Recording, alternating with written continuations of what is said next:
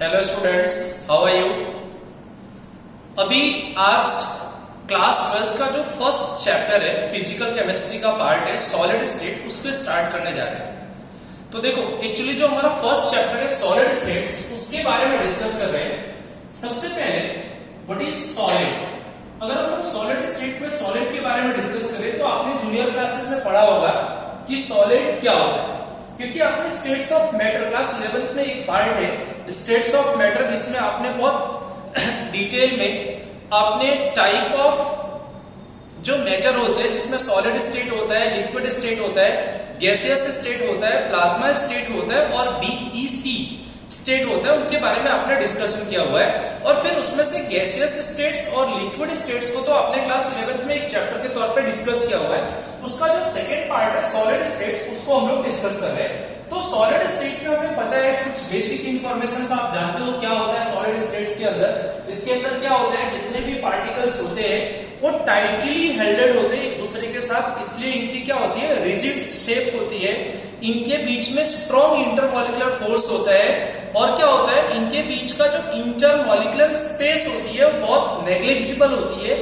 Particles अपनी position से move नहीं कर सकते, सिर्फ अपनी मीन पोजीशन पे क्या कर सकते हैं, ऑक्सीलेट कर सकते हैं। तो ये कुछ कैरेक्टरिस्टिक्स है जिसको आप जानते हो, बट फिर भी मैं एक बार लिख देता हूं सॉलिड स्टेट्स के अंदर कि क्या क्या होती है इनके अंदर। सॉलिड्स के अगर हम लोग प्रॉपर्टीज के बारे में डिस्कस करें तो बोलो पहली पॉइंट क्या होगी, क्या होगा, इनका फिक्स शेप होता है। शेप क्या होगा, फिक्स होगी। दूसरी पॉइंट क्या होगी, इनके अंदर जो इंटरमॉलिक्यूलर फोर्स होता है, क्या होता है इंटरमॉलिक्यूलर फोर्स, बोलो इंटरमॉलिक्यूलर फोर्स, वो कैसा होता है, वो होता है स्ट्रॉन्ग, स्ट्रॉन्ग इंटरमॉलिक्यूलर फोर्स होता है। थर्ड, इनके बीच का जो इंटर मॉलिक्यूलर स्पेस है, मॉलिक्यूलर स्पेस है जो इनके बीच का गैप है, लेंथ होता है, वो क्या होता है वेरी लेस, क्या होता है वेरी लेस होता है। फोर्थ पॉइंट क्या होता है इनके अंदर, ये जो इनके कंस्टिट्यूएंट्स होते हैं, जो इनके कंस्टिट्यूएंट्स होते हैं वो क्या होते हैं कंस्टिट्यूएंट्स।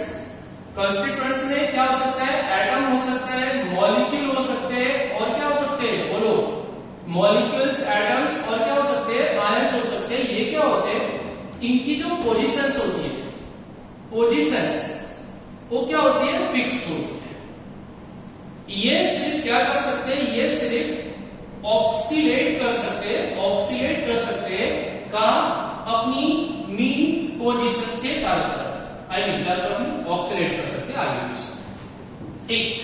और इनके अंदर जो कंप्रेसिबिलिटी की बात करते हैं तो जो कंप्रेसिबिलिटी होती है, जितने भी स्टेट्स ऑफ मैटर होते हैं उनमें से सबसे लेस कंप्रेसिबिलिटी किसमें होगी, वेरी लेस, या हम लोग क्या बोल सकते हैं कि ये क्या होते हैं, कंप्रेसिबिलिटी में क्या होता है, इनकंप्रेसिबल, इनमें कंप्रेसिबिलिटी होती नहीं, तो ये क्या होते हैं, इनकंप्रेसिबल होते हैं।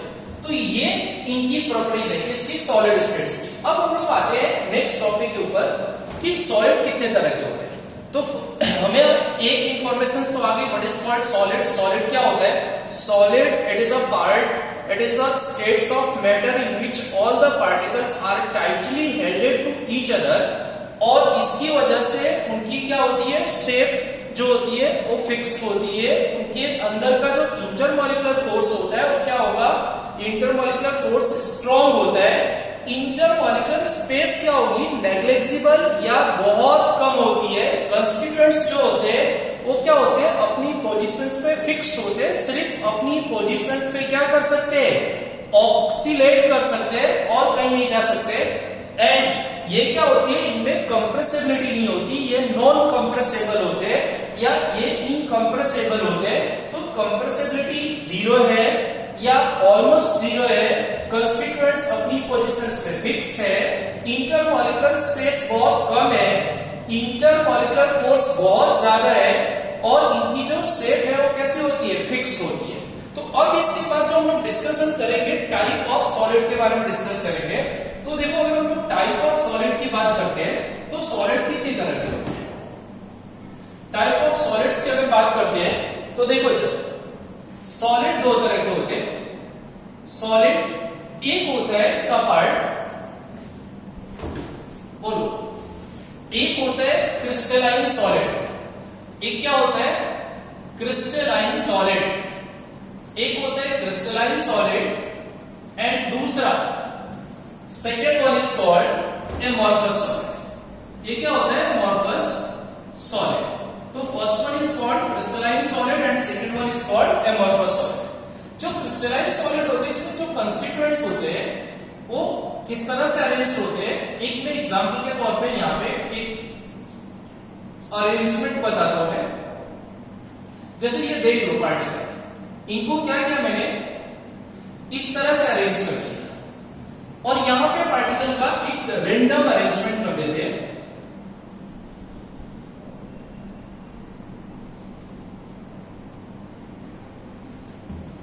ऐसे तो अगर हम लोग बात करते हैं क्रिस्टलाइन सॉलिड के अंदर, तो यहां पे क्या होता है? सिस्टमैटिक या सिमेट्रिक अरेंजमेंट होता है। क्या होता है? सिमेट्रिक अरेंजमेंट होती है। सिमेट्रिक अरेंजमेंट, तो यहां पे हम लोग बोल सकते हैं यहां पे क्या है?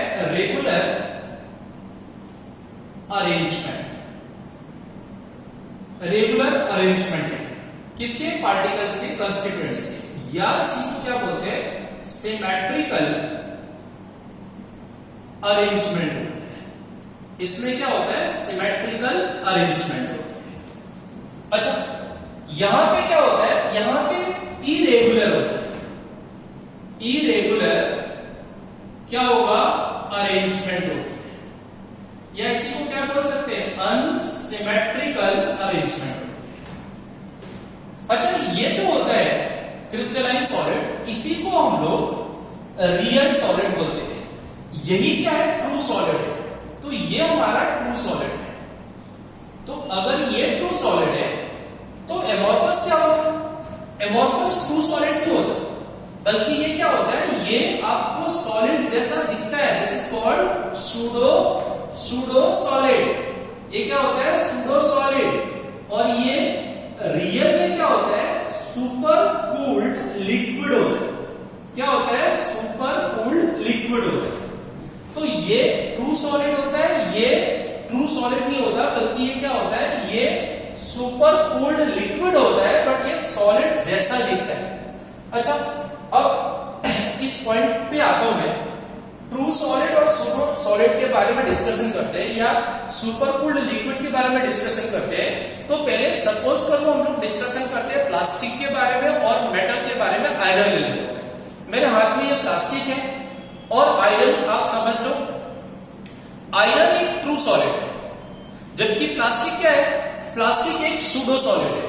अब अगर मैं आपसे पूछूं कि ये क्या है, तो आप देख के तो बोलोगे ये सॉलिड है, बट ये रियल में सॉलिड नहीं है। क्या है फिर?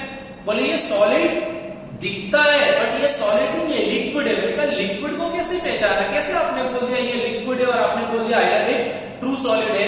लिक्विड की एक प्रॉपर्टीज होती है, और लिक्विड की क्या प्रॉपर्टीज होती है? लिक्विड की ये प्रॉपर्टीज होती है कि उसके अंदर फ्लूइडिटी होती है, उसके अंदर फ्लो करने की कैपेबिलिटी होती है, कैपेसिटी होती है। तो बोलो सर इसमें कहां कोई फ्लो कर रहा है? अभी आपको नहीं दिखेगा, क्योंकि ये क्या है? सुपर कूल्ड लिक्विड है। जैसे एग्जांपल के तौर पे plastic, glass, rubber and quartz. Quartz के दो फॉर्म होते हैं, एक होता है एमॉर्फस और एक होता है क्रिस्टलाइन।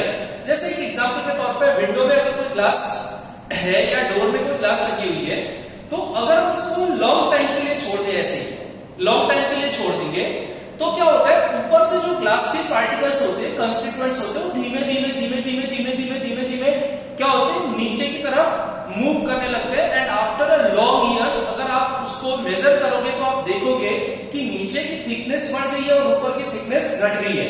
दैट मीन्स कि ऊपर से जो पार्टिकल्स है फ्लो करते हुए नीचे आ रहे हैं। तो ये प्रॉपर्टीज किसकी है? ये प्रॉपर्टीज लिक्विड की है, बट क्योंकि ये सुपर कूल्ड स्टेट में है, इसलिए जो प्रोसीजर फास्ट दिखना चाहिए था उसकी जगह पे ये बहुत बहुत बहुत स्लो दिखता है। And that observations will be observed after a long years. ऐसा नहीं आज सुबह में लगाया शाम को मेजर करने बैठ गए, तो ऐसा कुछ नहीं होगा।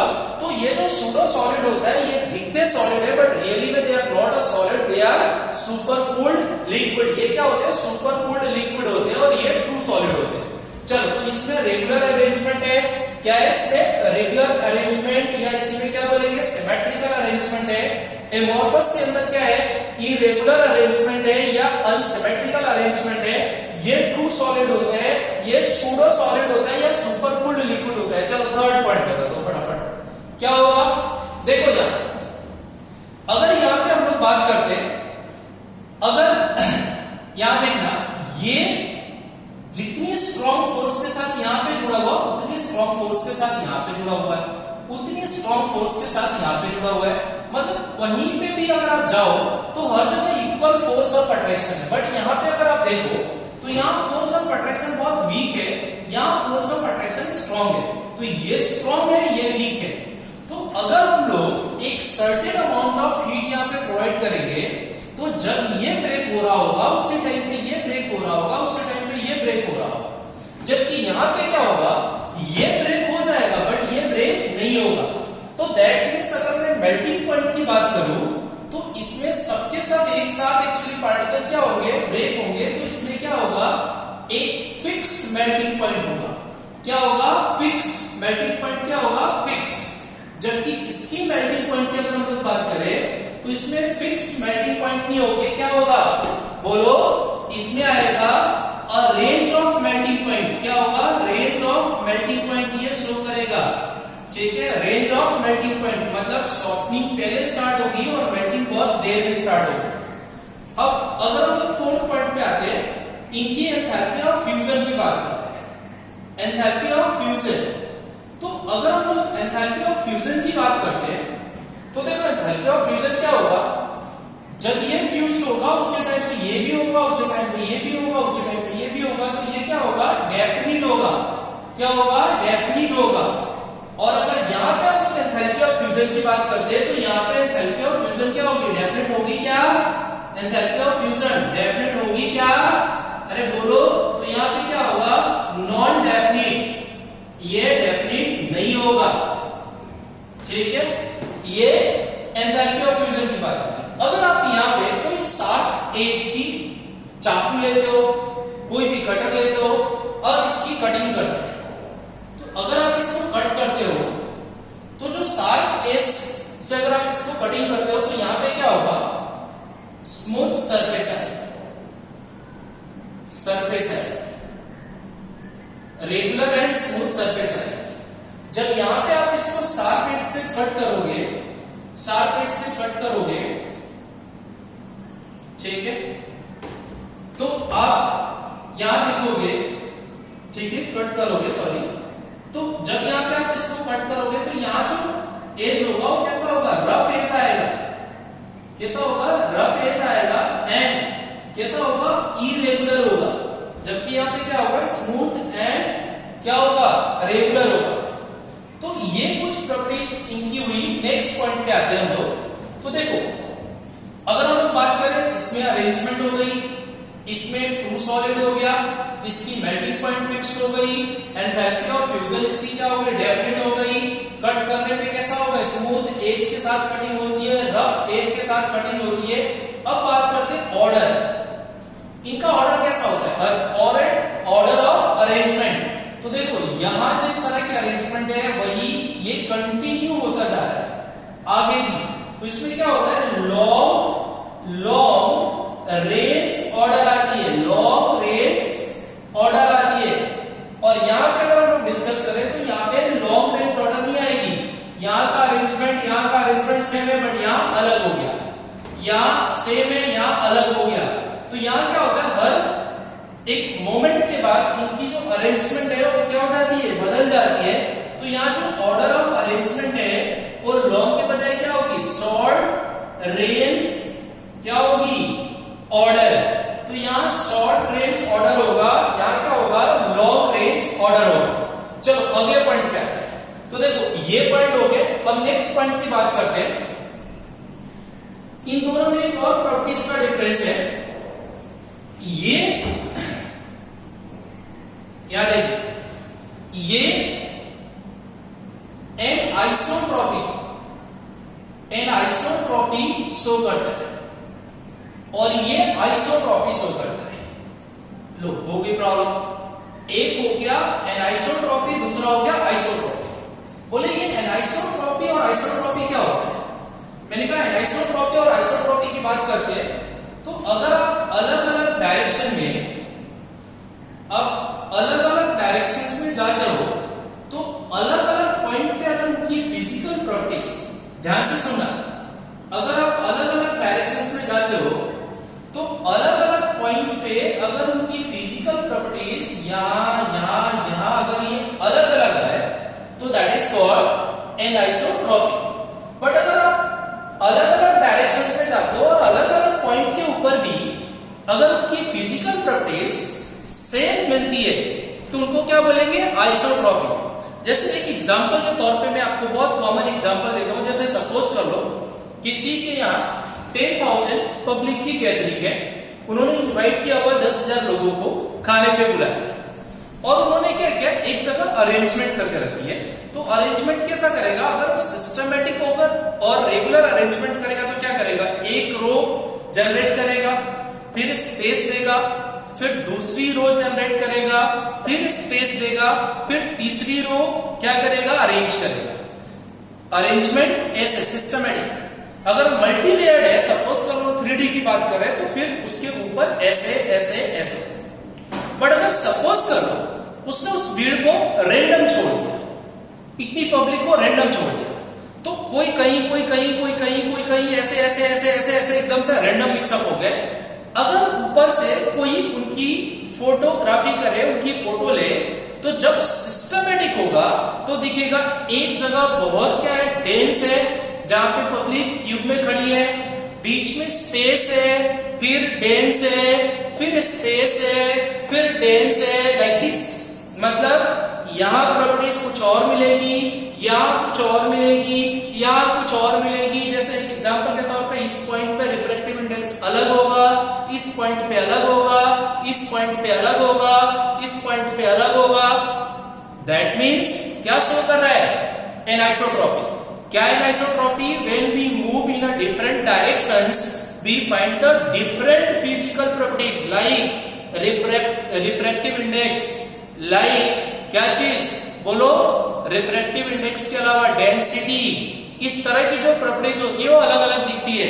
जबकि आइसोट्रॉपी में क्या होता है, अगर आप अलग अलग डायरेक्शंस में जाते हो तो भी, अलग अलग डायरेक्शंस में जाते हो तो भी आपको क्या होगा, हर पॉइंट पे सेम फिजिकल प्रॉपर्टीज मिलेगी। अगर आप उस भीड़ को रैंडम छोड़ देते हो, क्या करते हो, रैंडम छोड़ देते हो, तो रैंडम के कंडीशंस में अगर आप क्या करते हो, ऊपर से फोटोग्राफी करोगे तो आप देखोगे कि वहां पे हर जगह एक ही तरह की सिचुएशंस क्रिएट हो गई है, भीड़ हो गई है।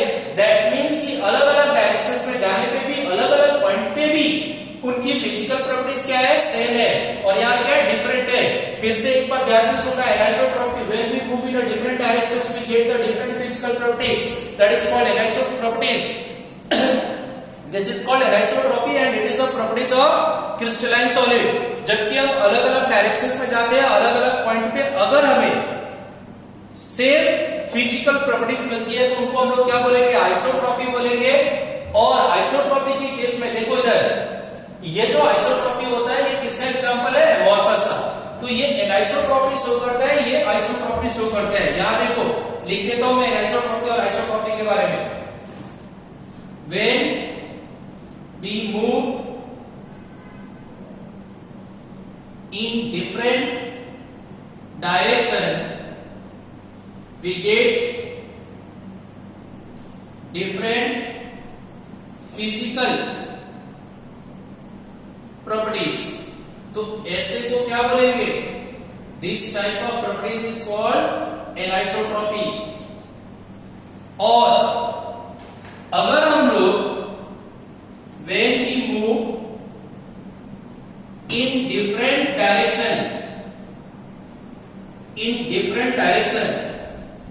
we get same physical properties,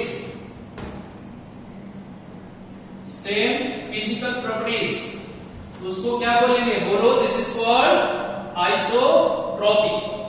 तो ये इसकी कैरेक्टरिस्टिक्स है और ये इसकी कैरेक्टरिस्टिक्स है। अब आते हैं एग्जांपल पर, बोलो इसकी एग्जांपल के बारे में डिस्कस करते हैं। क्या होगा, क्रिस्टलाइन की एग्जांपल। क्रिस्टलाइन की एग्जांपल में मैंने बोला, एक आप ले लो NaCl, कोई भी आप आयोनिक सब्सटेंस ले सकते हो, चाहे तो आप वाटर ले लो, चाहे तो आप क्या ले सकते हो, चाहे तो आप ग्रेफाइट ले लो, सकते हो, कोई भी मेटल ले लो एक्सेट्रा, ये सब क्या है, ये क्रिस्टलाइन सॉलिड है। जब हम लोग आते हैं एमोर्फस के अंदर, इसके एग्जांपल की बात करते हैं तो आप क्या ले सकते हो, प्लास्टिक, और क्या हो सकता है रबर, और क्या हो सकता है ग्लास, और क्या हो सकता है क्वार्ट्ज। मैंने बोला क्वार्ट्ज दो तरह के होता है, एक होता है शॉर्ट रेंज ऑर्डर, एक होता है लॉन्ग रेंज ऑर्डर। यहाँ पे हम लोग क्या लेंगे, शॉर्ट रेंज ऑर्डर वाला लेंगे। तो ये क्या हो गया, ये सब हो गए एमोर्फस, और ये क्या हो गया, दिस इज क्रिस्टलाइन सॉलिड। बोलो क्लियर है। पहले सॉलिड किसको बोलते हैं, सॉलिड में क्या प्रॉपर्टीज होती है, then after that type of solids, there are two type of solid, one is called crystalline solid, दूसरे को क्या बोलते हैं एमोर्फस सॉलिड। दोनों में क्या डिफरेंस है, क्रिस्टलाइन सॉलिड्स के अंदर रेगुलर अरेंजमेंट होता है, क्रिस्टलाइन के अंदर रेगुलर अरेंजमेंट होता है, एमोर्फस के अंदर क्या होता है, रेगुलर की जगह पे कैसा होता है, इरेगुलर अरेंजमेंट होती है क्रिस्टलाइन सॉलिड में। और क्या होता है उसके अंदर, बोलो क्या बोला, पॉइंट टू पॉइंट बोलो। सबसे पहले पहली पॉइंट क्या लिखा इसके अंदर, बोलो ध्यान से, पहला पॉइंट क्या लिखा इसमें, इसमें बोला फर्स्ट पॉइंट, बोलो हाँ देखो, इसमें पहले पॉइंट हम लोगों ने डिस्कस किया कि इसमें क्या होगा, सिमेट्रिकल अरेंजमेंट। सेकेंड पॉइंट क्या डिस्कस किया, सिमेट्रिकल अरेंजमेंट के अलावा इसमें क्या हो सकता है, बोलो ये ट्रू सॉलिड है। थर्ड पॉइंट, इसमें क्या होता है, शार्प मेल्टिंग पॉइंट होती है। आगे बोलो, इसकी जो एंथैल्पी ऑफ फ्यूजन है, एंथैल्पी ऑफ फ्यूजन है वो कैसा होता है, डेफिनिट होता है। नेक्स्ट बोलो, ये लॉन्ग रेंज ऑर्डर शो करता है। नेक्स्ट बोलो, ये लॉन्ग रेंज ऑर्डर शो करता है। ये क्या करते हैं, अगर हम लोग कटिंग करें तो इसमें क्या होगा, शार्प एज कटिंग होगी स्मूथ सरफेस के साथ। और ये क्या करता है, ये कौन सी प्रॉपर्टीज को शो करता है, isotropic and isotropy and isotropic properties को शो करता है। तो 1 2 3 4 5 6 7 ये प्रॉपर्टीज हम लोगों ने डिस्कस कर ली। अब इसके अगेंस्ट में ये सिमेट्रिकल है तो ये क्या होगा, अनसिमेट्रिकल। ये ट्रू सॉलिड है तो ये क्या होगा, सूडो सॉलिड। ये शार्प मेल्टिंग पॉइंट है तो ये क्या करेगा, रेंज ऑफ मेल्टिंग पॉइंट। यहाँ पे एंथैल्पी ऑफ फ्यूजन क्या है, एंथैल्पी ऑफ फ्यूजन यहाँ डेफिनिट है तो यहाँ क्या होगा, नॉन डेफिनिट। यहाँ लॉन्ग रेंज ऑर्डर है तो यहाँ क्या होगा, शॉर्ट रेंज ऑर्डर। यहाँ शार्प एज है तो यहाँ क्या होगा, रफ एज। यहाँ पे अगर आइसोट्रोपी है तो यहाँ क्या होगा, आइसोट्रोपी। तो ये एक पॉइंट हमारा कंप्लीट हुआ। अब उसके बाद हम लोग आते हैं क्रिस्टलाइन सॉलिड के ऊपर। तो जो हमारा नेक्स्ट पॉइंट है उसको हम लोग डिस्कस करते हैं अब, क्रिस्टलाइन सॉलिड।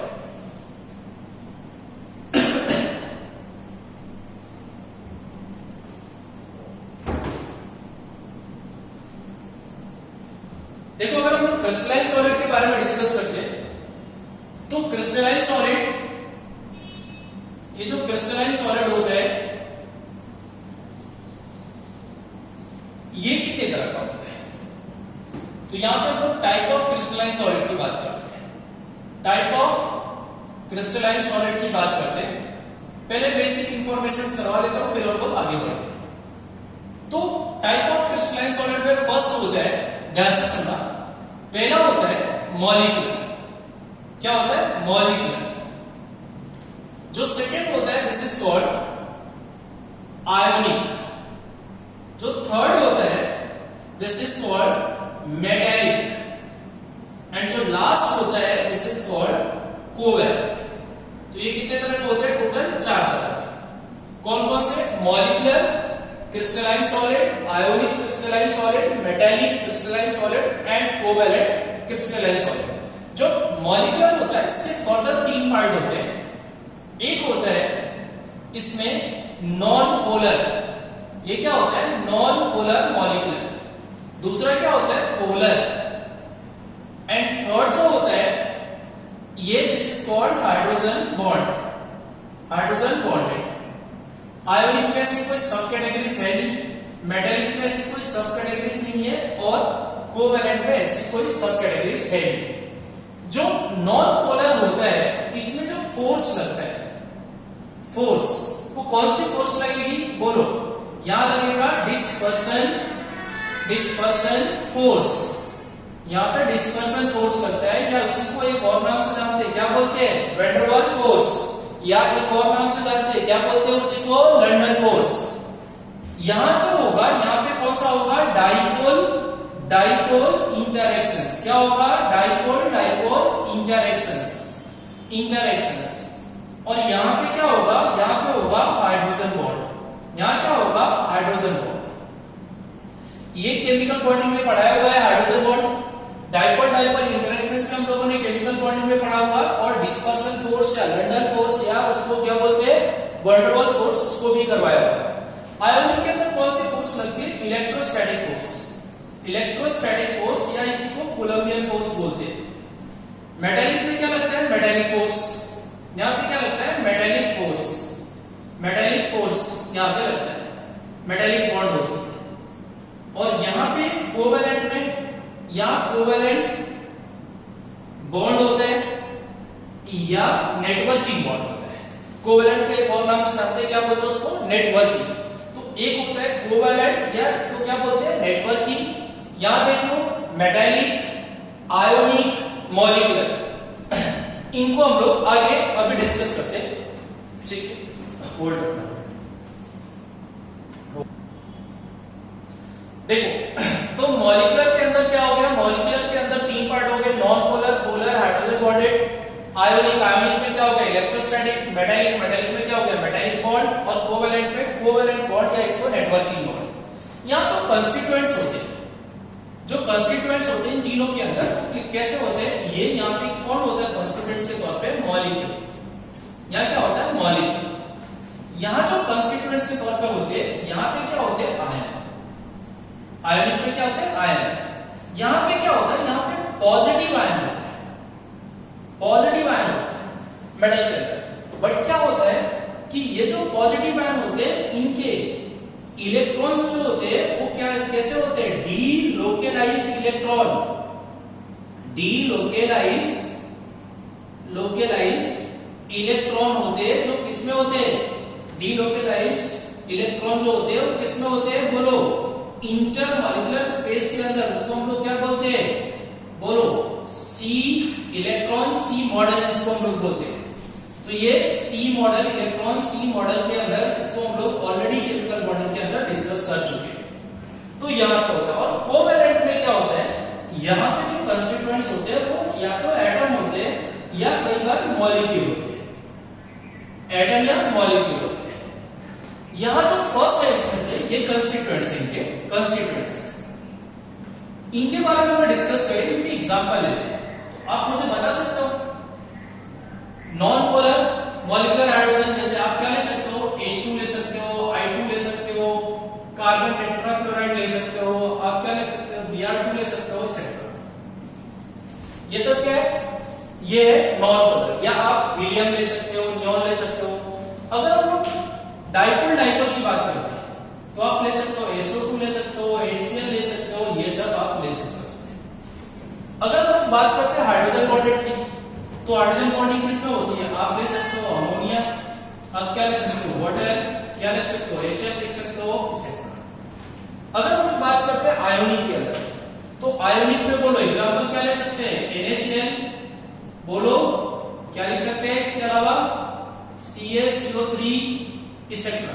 कोई भी आप आयोनिक कंपाउंड ले सकते हो। मेटालिक के अंदर, मेटालिक के अंदर कोई भी मेटल ले लो, सिल्वर ले लो, गोल्ड ले लो, सोडियम ले लो, पोटेशियम ले लो, एक्सेट्रा। और अगर हम बात है कोवेलेंट के अंदर, तो कोवेलेंट में आप क्या लिख सकते हो, लिख सकते हो this is silicon carbide, silica. Silica दो तरह का होता है, सिलिका को हम लोग क्या बोलते हैं, क्वार्ट्ज।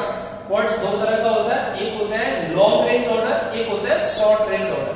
जो लॉन्ग रेंज ऑर्डर है वो यहां है, ये क्या है, नेटवर्किंग या कोवेलेंट क्रिस्टलाइन सॉलिड। और जो शॉर्ट रेंज ऑर्डर है वो कहां पे चला गया, वो चला गया एमॉर्फस के अंदर। इसके अलावा क्या लिख सकते हैं, एल्यूमिनियम नाइट्राइड ले सकते हैं, कार्बन ले सकते हैं, इसके दोनों फॉर्म, ग्रेफाइट ले सकते हो, डायमंड ले सकते हो, इसे ले सकते हो। अच्छा, अगर हम लोग इनकी कंडक्टिविटी की बात करते हैं, तो बोलो ये क्या होते हैं, नॉन कंडक्टर।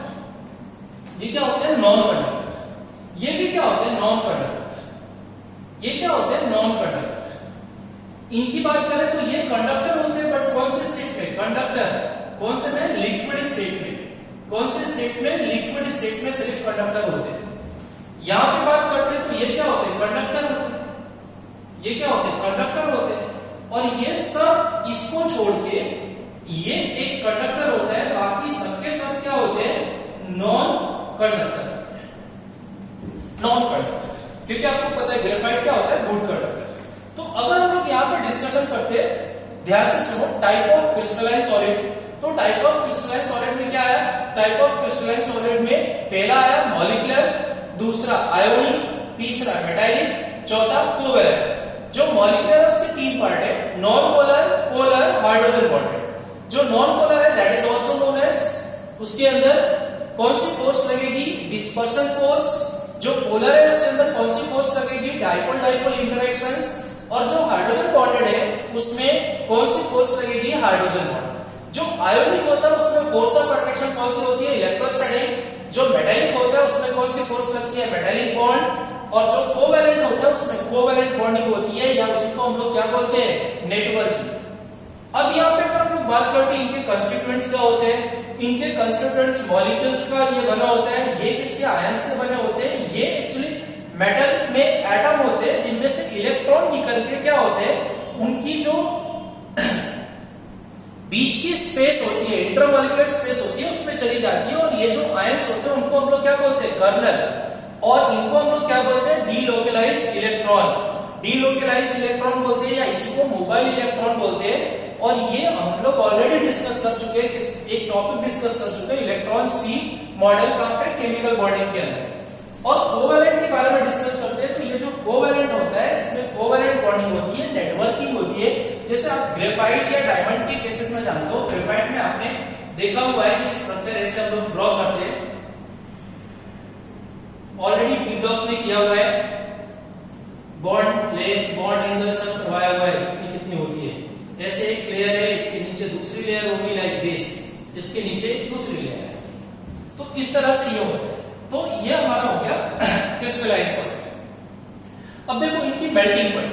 मेल्टिंग पॉइंट इनकी बहुत लो होती है, इनकी भी लो होती है, इनकी थोड़ी इनसे ज्यादा होती है, इनकी बहुत ज्यादा होती है, इनकी कुछ केसेस में बहुत ज्यादा होती है, कुछ केसेस में कम होती है। और यहाँ पे आते हैं तो यहाँ पे मोस्ट ऑफ द केसेस में इनकी लो होती है, बट कुछ केसेस में बहुत बहुत बहुत